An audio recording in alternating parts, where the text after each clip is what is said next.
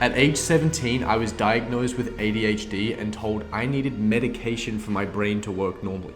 My lack of drive, focus, and inability to stay consistent with my goals plagued my teenage years and early adulthood.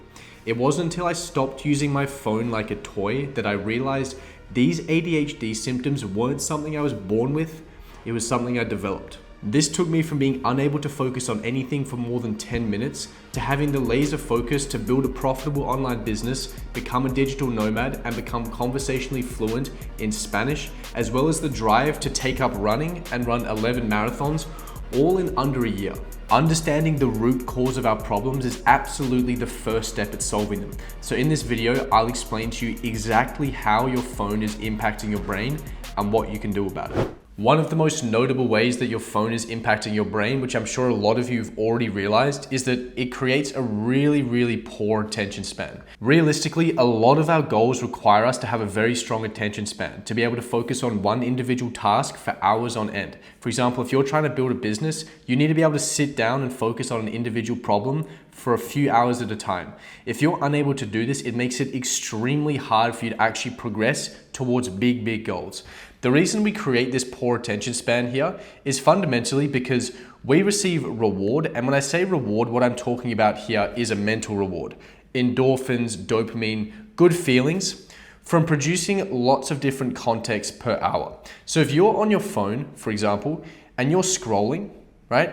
What you're doing is you're receiving hundreds of different contexts per hour. You pull out your phone and every 8 seconds on average, you're watching a new context. You're consuming a different context. This is about 400 to 500 different contexts per hour. And when you do this, your brain is releasing a huge amount of reward. These endorphins, this dopamine, for doing essentially nothing but changing context constantly. Then if you go to do something, for example, like working on your business, something that requires you to focus on an individual context for a long period of time without receiving a huge amount of reward mentally, this is going to be very difficult to do. This is because you've trained your brain like a dog to want to switch tasks. If you wanted to train a dog to sit, then you would ask the dog to sit. If the dog sat, then you would give the dog a treat. And you would continue giving the dog treats if it continued to sit. This is the exact same thing that we're doing, except we're giving ourselves mental treats every time we switch context, every single time we switch tasks. So our brain wants to constantly default to changing tasks over and over again. And if you receive a huge amount of mental reward for changing context 400 to 500 times every single hour, then when you go to sit down and focus on one individual thing for an hour, your brain is not going to be able to do it. The reason this is such a problem is because it reduces your output significantly. Realistically, output is what's going to get you to your goals. And if you reduce your output, you're making it take a lot longer to get to your goals, and you're reducing the likelihood that you even hit that goal in the first place. See, what contributes to your total output here is the amount of time that you spend doing something and the return that you get on your time. Now, if you have a really poor attention span, what happens is that you just generally spend less time on a task. Let's say you sat down right now and you said, okay, for the next hour, I'm just going to focus on my business. If you had a really poor attention span, most likely what will happen is you sit down and maybe you start working. Most likely you never even get started, but assuming that you get started on your work, maybe after 10, 15, 20 minutes, you get distracted and you go off and you open up a new tab and you start binge watching something, or maybe you start scrolling. And there is a small chance that you return to your work task, but more likely that completely ends your work block there. This means that you're only spending between 30 to 50% of the time that you've allocated to your goal actually doing the task. So it reduces the amount of time that you spend on that task, which of course is going to reduce your output. It also significantly reduces the return that you get on that time. See, for the time that you're actually working, you're not getting as much out of that time. Because if you can spend an hour and a half just focusing on one task, you're going to get exponentially better returns on that time as you get really focused, you get really obsessed over that problem.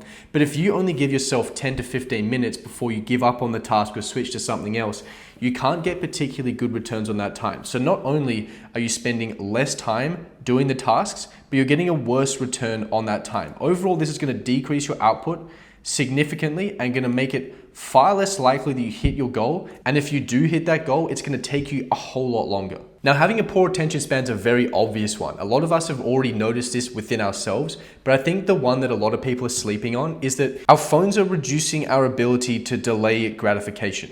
Now, your ability to delay gratification, impulse control, this is one of the biggest characteristics that hyper successful people have in common. So all you're doing is training your brain to not be able to develop this characteristic and essentially reducing the likelihood that you become successful. For most of the goals that we have, there's usually a delay between us taking an action and us receiving any sort of reward. Now, this delay might mean, okay, you have to work for a few hours before you feel like, okay, I've really progressed something forward. I feel this sense of accomplishment. This could be you waiting a few years of taking a lot of actions and then finally you seeing some sort of big material outcome or improvement in your business. Either way, it's very rare that you can start taking an action and receive a reward almost immediately. Most likely what happens is you actually have to take a lot of action. You have to take a lot of actions and maybe you feel some small sense of reward by completing these actions, but to receive some sort of big mental reward, these endorphins, this dopamine, it usually takes us a long period of time before we receive some sort of massive hit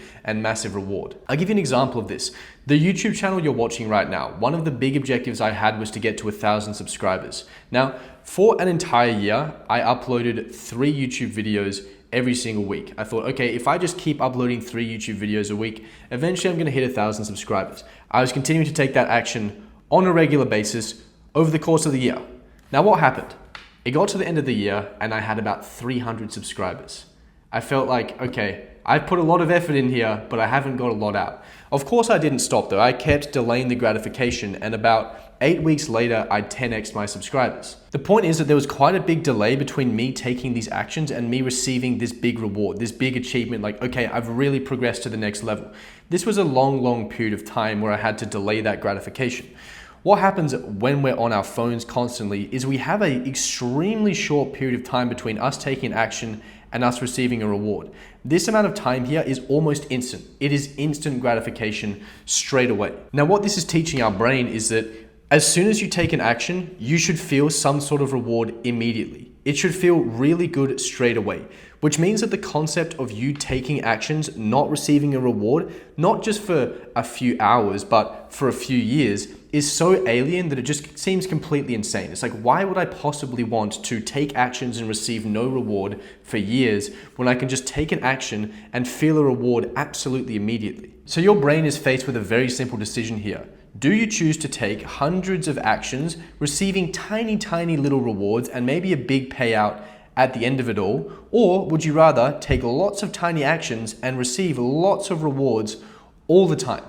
Your brain is always going to default to this second option here. And realistically, this is the option that you have every time you go on your phone. You can receive this instant gratification for doing essentially nothing. Now, all this is doing is just adding more friction. Not only do you have an extremely poor attention span, so the friction of you sitting down and doing work is extremely high, but you also have the friction of your brain constantly going, I don't want you to constantly be delaying gratification like this. You need to find gratification immediately. You need to be constantly searching this out because this is what I'm trained to do. This is what I've been rewarded for doing. But this goes a step further and probably explains why you don't have the drive towards your goals that you really should have. See, historically, the difficulty of an action was directly correlated with the reward that you would receive. So if you did a difficult, challenging action, something like spending all day working on your business, you would feel pretty good for that. You would get these endorphins, you would get this dopamine from feeling like, okay, I've progressed, I've moved forward. So you have a pretty good reward relative to the amount of effort that you put in. On the other end of the spectrum, if you really didn't do a very difficult task, maybe you were just sitting around the table eating dinner with some friends, okay, it's going to feel okay, there's going to be some reward, but it's not going to be huge, not compared to you having spent all day working towards your big goals. Now, if we just lived like this, if the effort that we put into a task was directly correlated with exactly how much reward we got from it, we would constantly be wanting to seek difficult, challenging tasks, things that really progressed us and moved us forward. However, the problem we have right now is that we have this option to take a very simple action, a very easy task, scrolling, watching something, but we get to receive a big reward. And what this means is that your brain has to compare, do I want to do something incredibly challenging for a decent level of reward, or do I want to do something incredibly easy for a big level of reward? See, what our phones provide is the ability to receive reward without progressing whatsoever. And this is completely alien to our environment because historically, the more reward that you received mentally, the more that you progressed, the more you moved forward. The things that would produce the most reward, things like killing an animal to feed your family, things like conquering a village, things like expanding your territory, all these things that were incredibly rewarding were because they progressed you forward in one way or the other. But now we have the ability to receive this huge reward without this sense of progress. Our brain doesn't realize that we're not progressing. It just knows, okay, we're getting a lot of reward, so it's going to seek out these activities. Now, if your brain has the option to receive a huge amount of reward, it's going to choose to receive a huge amount of reward, but it's going to seek to find the actions that require the least amount of effort to actually receive this reward, which means that your brain is always going to want to default to the scrolling. It's going to want to default to the binge watching. It's going to want to default to your phone. Now, the reason this is such a problem is because as you continue to reduce your ability to delay gratification, you're reducing this window significantly that you have to achieve your goal. This means that if you have a very short window, you have to take a lot of action in this small window to achieve your goal before you just run out of patience and quit completely. The problem is that if you have a huge amount of friction from having a really poor attention span, from having your brain that's constantly want to default away from your goals and towards your phone, then it means that you're far less likely to take the action because there's so much friction standing between you and taking the action. You're less likely to take a huge amount of action in that small window that you have to achieve your goals. When you think about the characteristics that make up a really successful person, it's often the complete opposite of what your phone is training. A successful person is really a person that's able to delay gratification and go really long periods of time without seeing any sort of reward. And in this long period of time, they take a lot of action to move and progress towards their goals. They're able to focus and fixate on their goals, on their objectives for long periods of time. You're not able to focus for very long periods of time. You're not able to delay gratification, and your brain does not want you to take actions towards your goals. This makes it extremely difficult for you to accomplish anything. This is a big thing I noticed from my teenage years to my early adulthood was I was not able to delay gratification well whatsoever. I could not do the tasks or the actions required to get me to my goals, and I couldn't focus whatsoever. And as a consequence, I just kept living the same 6 months over and over again. Taking a step back from using my phone like a toy, receiving all of this instant gratification, receiving all these different context switches all the time, training this poor attention span, this completely changed my life. Now, if you think, okay, well, I really don't want to be developing these characteristics of an unsuccessful person, I need to change something about this. The first place I would start here is I would remove the short form content. I'm talking about TikTok, Instagram Reels, YouTube Shorts. All of this short form content is really where you're getting a huge amount of context per hour. This is destroying your attention span.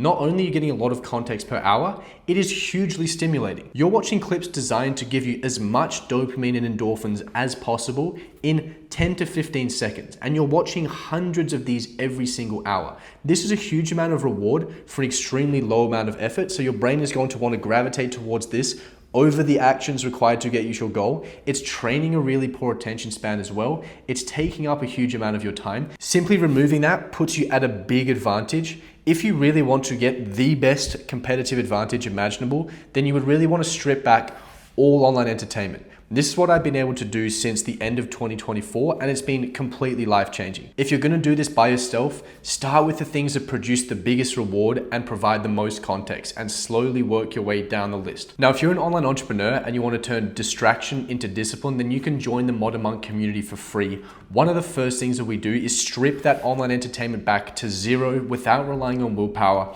This is one of the biggest competitive advantages that you can possibly give yourself to grow your business.